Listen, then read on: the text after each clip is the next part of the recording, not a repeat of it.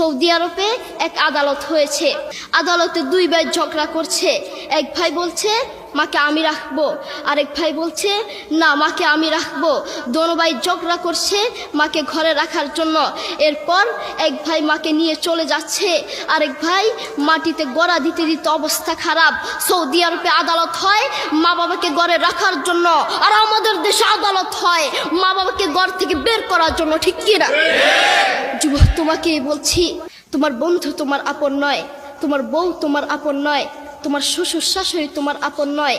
এই পৃথিবীর বুকে আপন হলো তোমার মা এবং তোমার বাবা। করোনা আসার পরে প্রমাণ করে দিয়েছে কে আপন। এক মেয়ে তার মাকে ফোন করে বলছে, মা আমার স্বামীর করোনা হয়েছে। মা বললেন সাবধান, তার কাছে যাবি না, আমি সকালে সিএনজি পাঠিয়ে দিব, তুই টপ করে সিএনজিতে উঠে যাবি। এটার নাম দুনিয়া, এটার নাম দুনিয়া।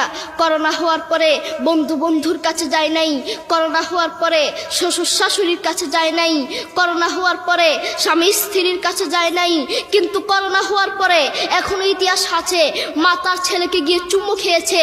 করোনা হওয়ার পরে এখনো ইতিহাস আছে বাবা তার ছেলেকে কাঁধে নিয়ে হাসপাতালে গিয়েছে, ঠিক কিনা? যুবক, তুমি তোমার মাকে কিচ্ছু মনে করছো না। তোমার মাকে তুমি ঘর থেকে বের করছো।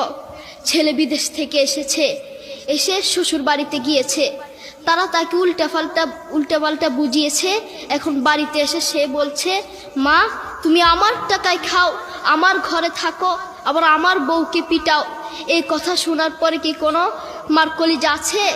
মা বাথরুমে গিয়ে আধা ঘন্টা কাঁদতে লাগলেন। কেঁদে অজু করে নামাজে দাঁড়ালেন। নামাজ পড়ে আল্লাহর কাছে বলতে লাগলেন, আল্লাহ তুমি আমার মার উপর রাগ করিও না, আমার ছেলের উপর রাগ করিও না, ও ভুল করেছে, তুমি আমার ছেলের উপর রাগ করিও না, আমি আমার ছেলেকে বুঝাবো।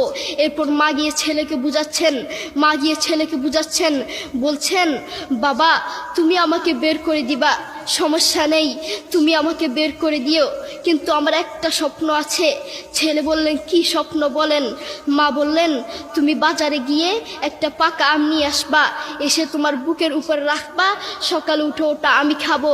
এরপর ছেলে বললেন আচ্ছা ঠিক আছে। ছেলে বাজারে গিয়ে একটা পাকা আম নিয়ে আসলো, এসে বুকের উপরে রাখলো।